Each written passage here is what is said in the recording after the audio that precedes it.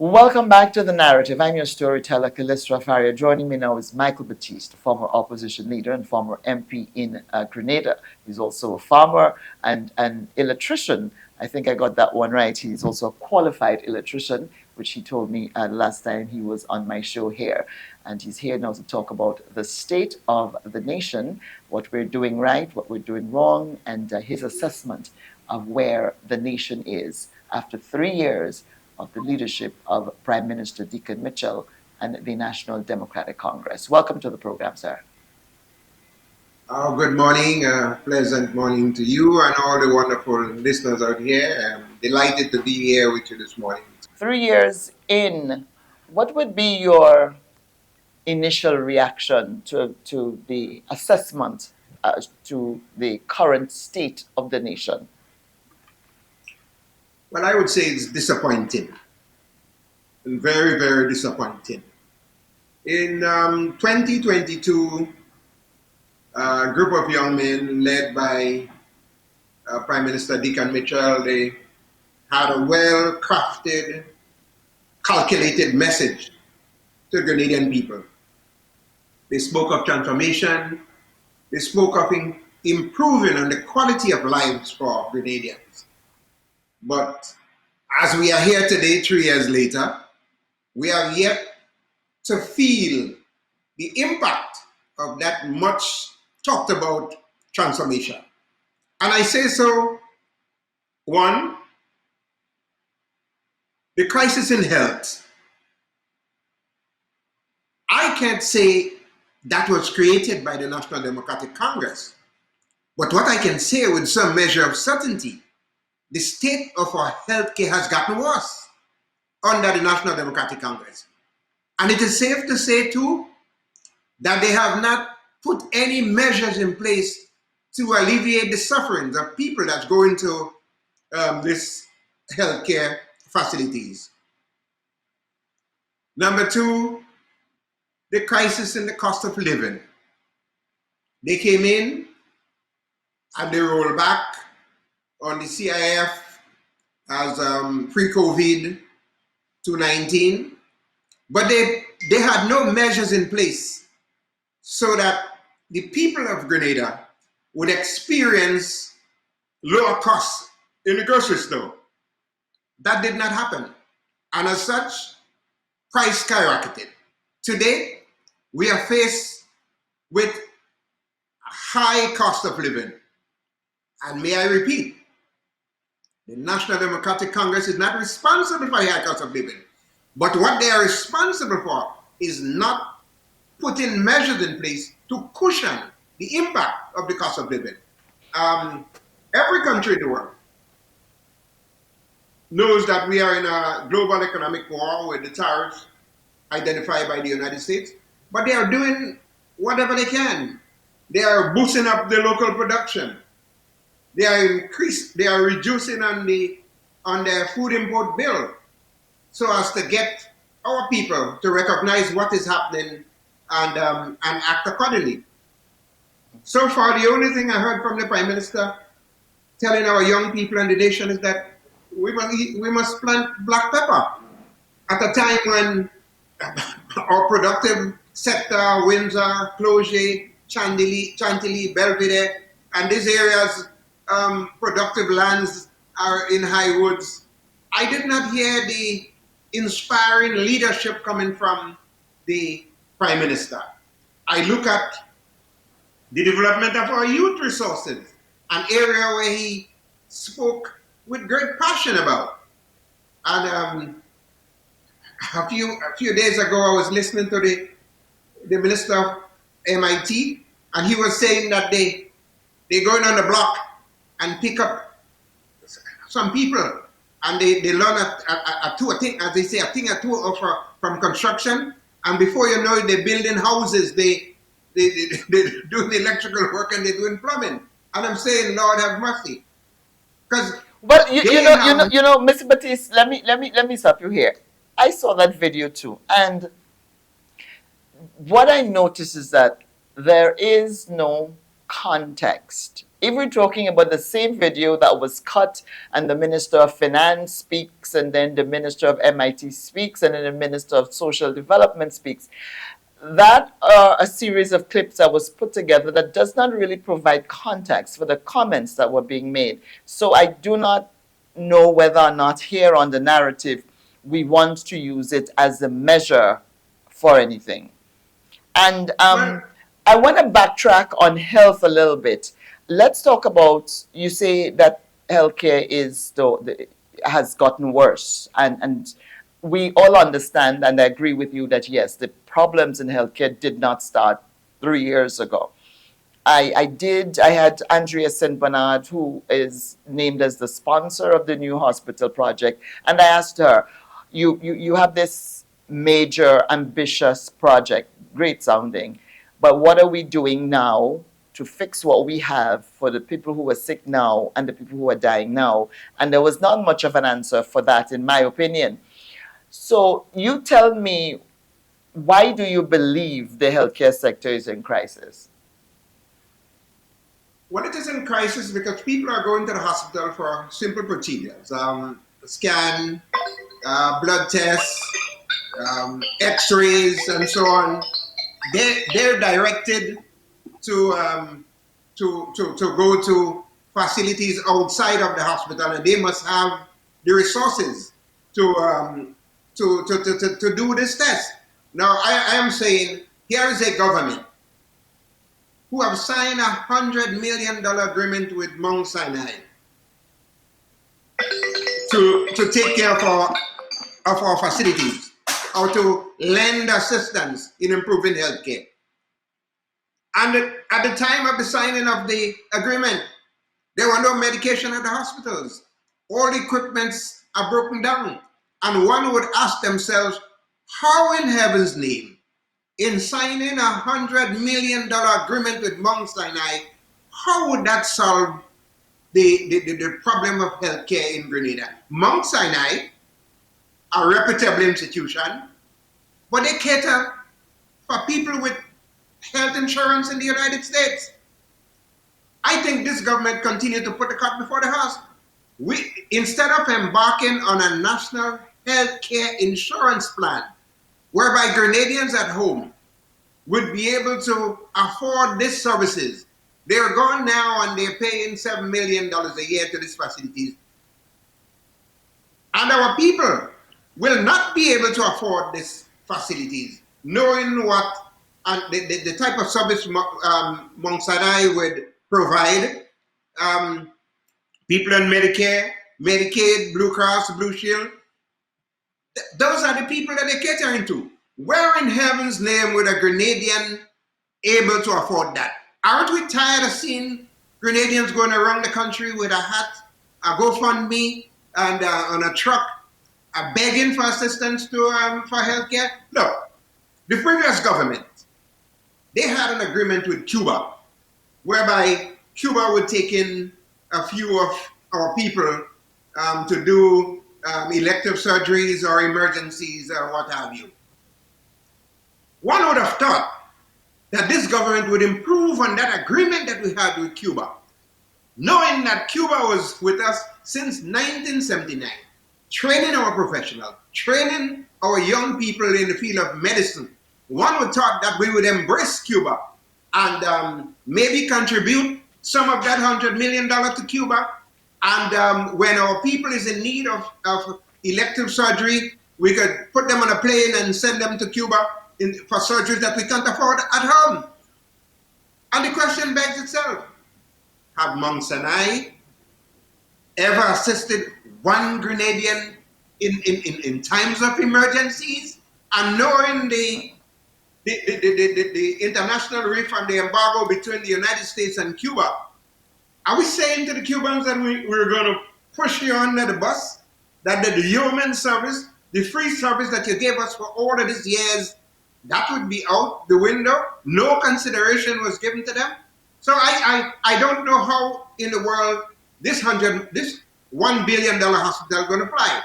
They talk about tourism, health tourism. Health tourism. That's again, it's pie in the sky. Who in heaven's name in the United States of America would have their insurance in America where they're fully paid? I ain't talking about copay. I'm talking about fully insured and leave the shores of the United States to go to Grenada for health care. I mean, I think these people have the will and But come in. um, I think what and I heard the Prime Minister speak on this, and I think what they're hoping to offer are the maybe the elective surgeries, the uh, cosmetic surgeries, the Yeah, but facelifts, and the other things that elective people do. surgery, I think that is what, so elective that you come and surgery. you get a nose job and you sit on the beach and recuperate. I think that You're talking is about the cosmetic. You're talking about cosmetic.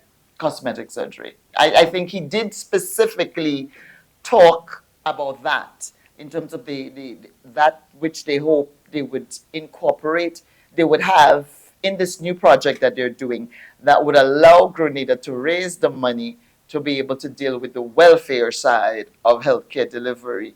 But of course, health insurance, with national health insurance, would be truly transformative. Well, I think the first thing that we need to do is to offer Grenadians a national health insurance. We no longer can afford free healthcare. Let's face it. Mm.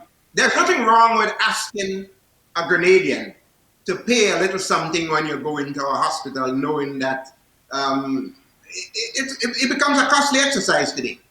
But to just dive in without even consulting the Grenadian people, that you are now into a bit, you're planning to build $1 billion hospital. You are giving Mount Sinai $100 million a year, while our hospitals are without medication. You go into the emergency ward, you have to wait there for 8, 9, 10 hours. You go into the maternity ward, you see In women there fairness, long suffering. waits, Mr. Batiste, in fairness, long waits at emergency rooms is not unique to Grenada. Well, I am not saying it's unique to Grenada, but if we are going in, if we are spending $100 million, giving it to Mount Sinai, well, I'm saying that $100 million could be better spent in putting more doctors at our hospitals, so that when our locals go to the hospital, their service could be expedited in a meaningful way.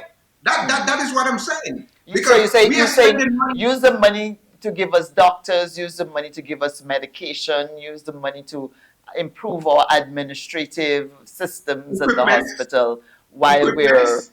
building our medical tourism facility. Well, I am not even sure that building of this facility. When you look at some of the hospitals in Cuba, some of them the outside they're not painted, they're not fancy buildings, they're not state of the art. But what they have inside is the medical personnel and the equipment to dispense the service needed. So a building is not going to solve the problem of healthcare in Grenada. We need trained personnel, we need equipment, we need better paying, we need better pay for hospital workers, and so on. And we need to have medication at the hospital. I can't see how, at this point in time, giving $100 million to Mount Sinai just to put affix your name on a facility is going to solve the problem in Munich, the healthcare problem in Munich, Birch Grove, Lower Capital, and Grenville Town and Telescope and all of these areas. I just can't see it happening at all. How are they going to pay for the services at Mount Sinai? No, at the start of the interview, you talked about transformation and the promise of transformation. It was a nicely packaged promise, and people got behind that message. What you hear a lot from the beginning, and it made sense within the first year and a half, that time is needed. What do you say to those who say, well, 3 years just isn't long enough for transformation? You know, That we're being unreasonable. I'm glad you raised that about time. I served in a government in 1995 when the NNP came into office. In 1998, the government collapsed because Dr. Fletcher pulled out and the government had to go back to the polls. Election was in 1999. The people of Grenada, recognizing the great work that was started by this administration, gave the then NNP all the seats. And I'm doing a comparative analysis today with NNP first 3 years and NDC first 3 years. Because let's not talk about 23 years. Let's talk about 3 years versus 3 years. If this government were to collapse today, the Prime Minister would not retain his seat. And why? Because they have seen nothing.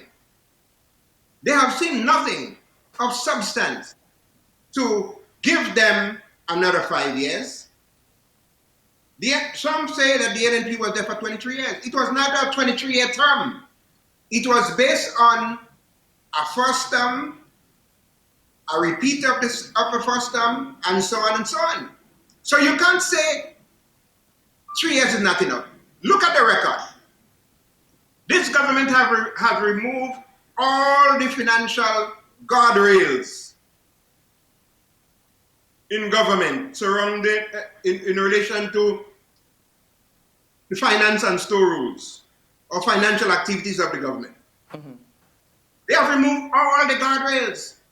We are hearing today that ministers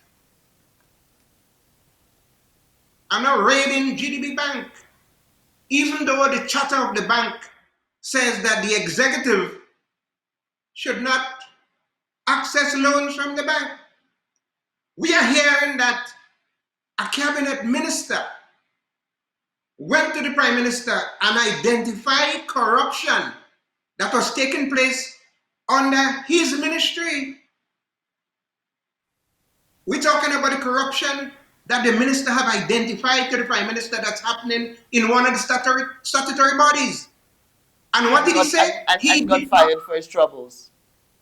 He deposited the evidence on the table of the executive, and he placed his findings in the hands of the Prime Minister. And what was the result? He was fired. Today we are hearing about allegations of wrongdoing from other ministers. We heard from the Minister of Finance. And what did he say? He said, those who are giving out contracts to these ghost contractors should properly vet them. Because it is the first time that we are hearing that great breach in the financial and store rules of government, whereby monies are given to contractors without they doing the work. Is this for real? I thought the way forward was you give a contract, the contractor will do some work, the Ministry of Works will do what they call an assessment and dispense what you call progress payments based on work done. But you are hearing from the minister that monies from the government was placed into someone's account and they're systematically drawing it down. Well, I don't know what I cannot verify this as well, because I think you're pulling that information from the same video, unless you tell me here. I'm not asking you to verify it. The Minister of Finance, in an interview on GBN, he said clearly in his own constituencies there are. Also, you did see a full interview. Yes. Okay. He said in his own constituencies, contractors were given monies. They disappear with the monies and the work is not done. So the question begs itself, Prime Minister, how these contractors were able to get government monies without the work being done? Because the That's process is that you do the work, it's measured, and you paid, and then you go on again, and it's paid until the end of the life of the project. that is what you call progress payments through requisition. Okay. It's the modus operandi in construction work. Anytime you're dealing with uh, a state, um, you would you are required to find your own resources, start the job, and then you would be paid based on what they say progress. You'll get progress payment. But you're hearing stories now that contractors are now called down to the ministry, come with your ID, you're given a check, you cash the check, you get part of the payment, and I don't know what's happening with the next of the payment. I mean, those are serious matters, Well, and I mean those that if it's actually happening is certainly outrageous to say the least. Um, but what I want to ask you, what I want to move on to though, is that we heard the allegations against Minister Andy Williams being linked to collecting monies from a contractor who subsequently got a large contract to do the Cliff Road project. Now, I have not heard a hard denial of wrongdoing. I've seen a lot of showmanship since the news broke, since the information was laundered into the mainstream media a few weeks ago by a podcaster. But I have not heard a hard no. I've heard an admission that yes, a sale of a property did happen, that a vehicle being fixed was part of the deal, which in and of itself is unusual.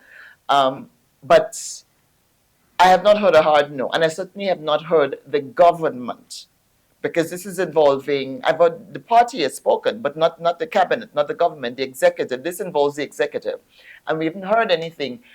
What is your opinion of the way that the government has responded or not responded to these serious allegations? well, I think you're asking the right person that question, because it is my humble opinion that a person is innocent until they're proven guilty. I, Michael Batiste, was once accused. Went to the court. I stood in the middle of the court in open court, and I said to the accuser, bring the evidence. And of course, the court agreed. You can't convict a man on hearsay and allegations. And when that evidence was not forthcoming, the accusers were forced to withdraw the allegations. So I am lending some assistance to Andy Williams today. It is bad for politics for someone to look at you in the eyes and call you a damn thief. It is bad for politics for young aspiring politicians. We have a perfect and a working judicial system. If Perfectly you are of working. the opinion, if you are of the opinion, as I did, that you did nothing wrong, and you want to clear your name and vindicate yourself, simple, go to the court, get an injunction, and serve it on Sister Jenny Simon.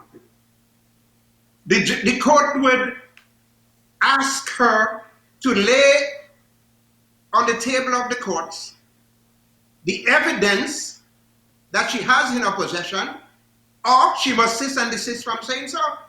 She may then tell the courts, I have the evidence and I will continue saying what I say.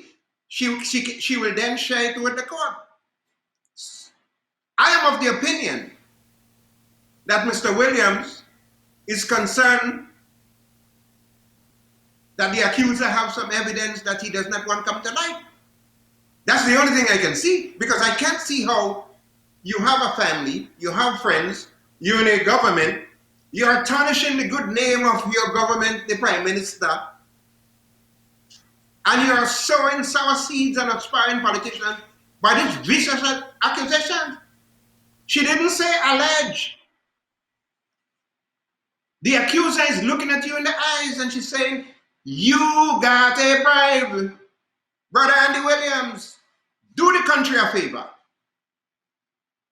File an injunction in the courts against Ms. Simon and let her lay on the floor of the court the evidence that she have in her possession and clear your name. The feeling on this, Mr. Batiste, is that, well, it's going to blow over. People are going to forget about this, so let's not even bother to take the matter to court. As a seasoned politician yourself and someone who has gone through something similar, because you're accused as well, what do you say to that? No, it will not go away. I lost an election in 1995 because of the allegations. By the time my name was cleared, the election was gone. Things of that nature won't go away, Andy Williams. And I want to say to the Prime Minister, you can shrug it under the carpet like that. You can make believe that it didn't happen. You can't continue to say that the other side is in no position to talk about corruption. Accusations are laid on the table, was laid on the table by a cabinet minister. You shrug it under the table, you fire him. Accusations are now made against another minister. It seems as if you're shredding it, you're pushing it under the table again to cover it. The Minister of Finance, are you going to fire him now? The Minister of Finance have just said to the world, he said, in my own constituency, in one of the contractors that was giving money in my constituency, I have identified the account where monies were deposited and monies have been drawn down without the work being done. That's not an allegation, Prime Minister. That will not go away. How could you accuse the new National Party of corruption? And in 3 short years, this National Democratic Congress is turning out to be, based on all the financial irregularities that's taken place, they are turning out to be the most corrupt government that ever assembled in Grenada. Those are very strong words. Let me repeat it for clarity. I'm saying, in 3 short years, this National Democratic Congress is turning out to be the most corrupt government in the history of Grenada. And let me go further with that. Because I'm gonna ask you to back that up, because we have Jonathan Lacrette from within raising the red flag at the statutory organization. So we can't say that's political opposition mischief because it came from within. So there's that. And then there's the Minister of Finance, whose comments I actually did not hear, but I would give you the benefit of the doubt on this. But the Andy Williams corruption issue is coming from a place where there can be no question about the motive behind even talking about it and dealing with it and bringing it to the front. So I'm going to need you to back up what you're saying, that they are turning out to be the most corrupt. I think you're confusing the facts and you're commingling a personality clash with evidence. If Ms. Simon is saying on national television. Oh, no, Mr. Batiste, I'm not trying to get back into that. What I'm saying is you have made a definitive statement, a strong statement, saying that this government has turned out to be the most corrupt. I'm saying beyond what we just talked about, those 3 specific incidents that you presented, I want you to back up your position. Tell me why you think they're the most corrupt. Simple, right? Sure, thank you.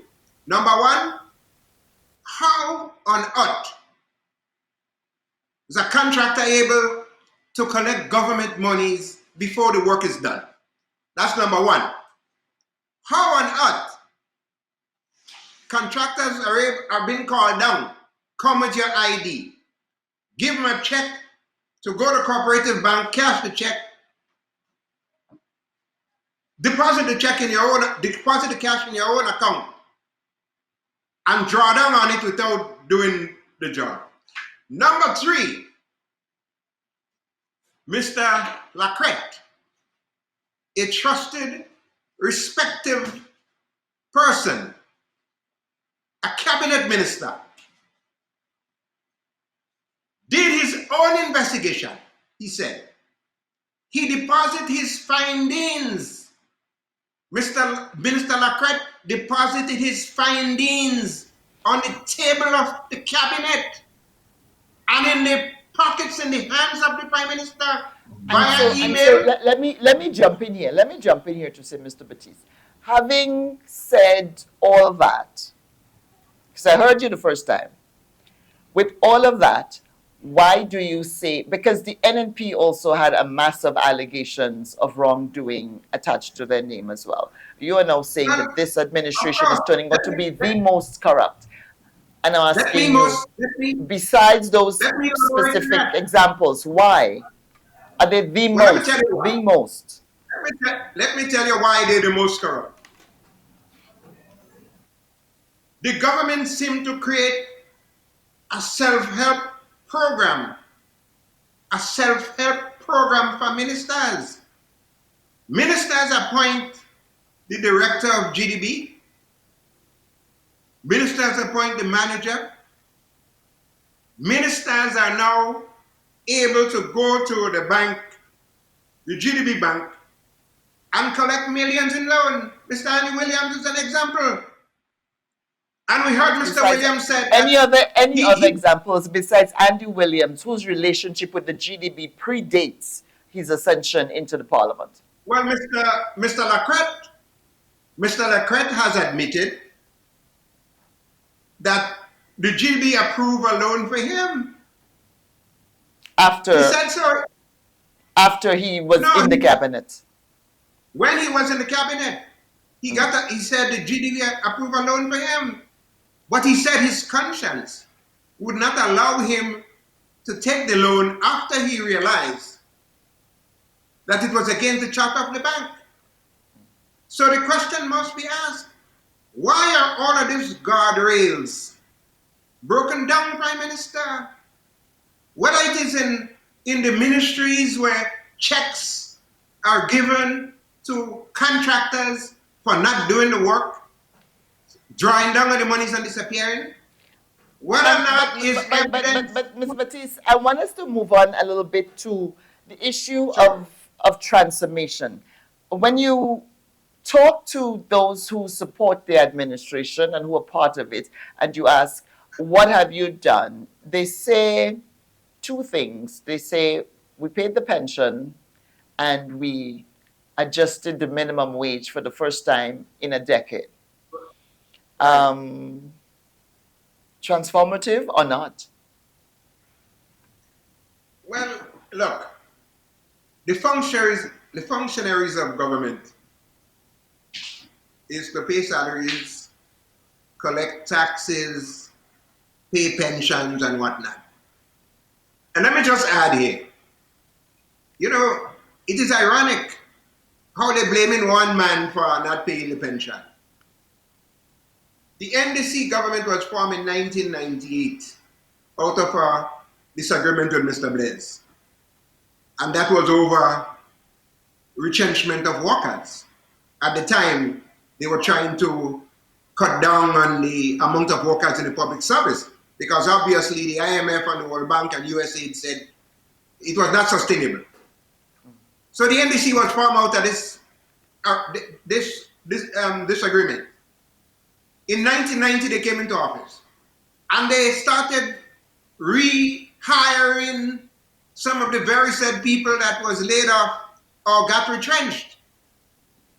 So they built up on the public service. They did nothing about the pension and gratuity of 1958 when they were in office in 1990. They came in 2008 and they did absolutely nothing about it. This government, the NDC only paid the pension because there was a court order. And we still have to give the former government some credit. We have to give them credit for having the resources through prudent management, even in difficult times. We have to give them some credit for having the resources there that the country did not have to go into debt to pay that pension. So I don't know if we want to give all of that credit and to turn someone into a celebrity by virtue of you just paying the pension. He was not the great late Eric Gary who created the pension, who piloted the Pension and Gratuity Act in the Legislative Council. He was no Eric Gary. All he did was correct some ills that his hero, Maurice Bishop, did. It was Maurice Bishop that created that problem with pension and gratuity when he dissolved it in 1983. Now, let me ask you, is there anything that has gone well, in your opinion, in these last 3 years? If you had to single out some things that the NDC has gotten right since 2022. Well, I think what they have gotten right, the Prime Minister was able to fulfill his ambition. He became Prime Minister. He was able to travel around the world. A lot of his colleague ministers who never had a job in their life, they were able to become some of the highest paid workers in the land. They pay twice a month. And some may say that they pay twice a month, so people are broke twice a month. They're unable to, in terms of housing and in terms of continuation of some of the previous government work, I think they did a very good job in continuing some of the projects that the new National Party started. But one thing I would say, they ought not to change the names.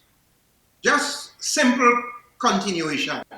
This name changing and rebranding project just not working. Like, for example, the WASH program, which is something started by the toilet and bath, which started by the new National Party. They rebranded WASH. There's a program we started in agriculture, a labor subsidy program, where we were paying farmers, assisting farmers to work their own lands. The ministry have now rebranded it. They name it something else. So I can't seriously look at something that has a direct impact on people's lives that this guy had done. As a matter of fact, quite the opposite.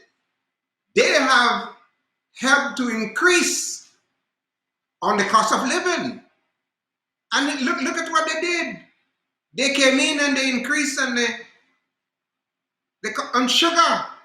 They imposed a tax on sugar, thereby causing serious hardship for people, for ordinary people. They have placed a tax on water. And yes, they gave some stipend to nurses, doctors, teachers, policemen, and so on. But what about the people on the bottom of the economic ladder, the people on the fixed income? What have they done for them? They by their actions, have increased on the cost of living for this huge citizen, for these people on the bottom of the ladder who can't help themselves. Do you think, and my final question to you, because we've got another interview coming up right after you, do you think that the performance of this administration opens the door for a movement? We say that there's no room for a third party in the country, but given the rejection of the NNP in the last election by the people of the country, and given the performance, in your opinion, the performance of this administration now, does it give a foothold to Peter David and his movement? Well, you see, nature hates a vacuum. Let me start off by saying that. The NNP was led by a dynamic leader. A leader who espouses confrontational politics. He takes the issue to the people. That is lacking today. Peter David is a national person. He's been around for a while. Some people saw him as the apparent heir to the new National Party. Some of them didn't have their way, so they followed him in what soon to be a movement. There is always room for third parties in Grenada. And those who are saying no, they are ignoring our history. In 1995, we had the GOLP, we had NNP, we had TNP, and we had NDC. And would you believe it? All of these parties got seats. Got seats. 4 of the parties got seats in 1995. In 1990, they started doing the, in 99, I think was the breaking point when the NNP gained all the seats and some of the parties dwindled. In the absence of a popular leader, and Prime Minister Dickon Mitchell no longer hold that title because based on the findings of our respective pollster, his constituency is now a battleground state. So people are sensing that the NDC will be beaten. So they are all positioning themselves. And may I say that one of the good things the NDC have going for them now is the rift in the new National Party between those who wanted Peter David to lead the NNP and those who wanted the Honorable Mr. Evelyn Pierre to lead the NNP. If the NNP had stayed together as a core and contest the election as a united force, NDC would have lost all the seats as usual. The Prime Minister would have lost his. So 2020, if the NNP did not have their troubles, you were looking at for 2027 another clean sweep, in your opinion. Another clean sweep. Yes, I was looking at that. Well, that's all the time we have for this segment. In fact, we went over time, as usually happens when I have you on with me, Mr. Baptiste. I want to thank you so much for joining me. Pleasure was mine. This is The Narrative. I'm your storyteller, Callistra Faria. We'll be back in a moment. When we come back, James Ince, a businessman in Grenada, joins me. He is the head of IBH and also Spice Isle Fish House. He joins me to talk about concerns about flooding in the Woodlands area and unauthorized changes to the landscape that has happened that he believes is exacerbating the situation. Back in a moment.